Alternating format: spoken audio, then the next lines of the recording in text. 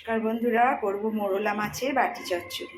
মোরলা মাছগুলো আমি একটু ভেজে নিলাম, কারণ ভেজে রাখলে না বাটি চচ্চড়িটা করলে একটু সরা সরা হয়, এই জন্য কাঁচা দিলাম।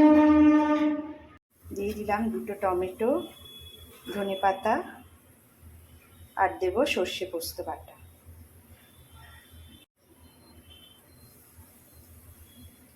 কাঁচা সর্ষের তেল দিয়ে ভালো করে মেখে নেব।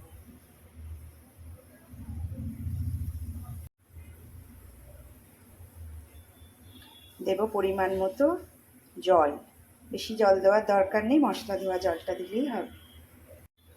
চেরা কাঁচা লঙ্কা আর নুন।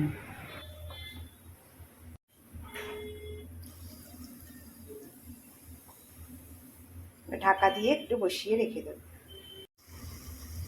মাছটা রেডি হয়ে গেছে, আর একটুখানি ওপর থেকে সর্ষের তেল ছড়িয়ে দিলাম। টমেটোগুলো সেদ্ধ হয়ে গেছে, এবার নামিয়ে নিই।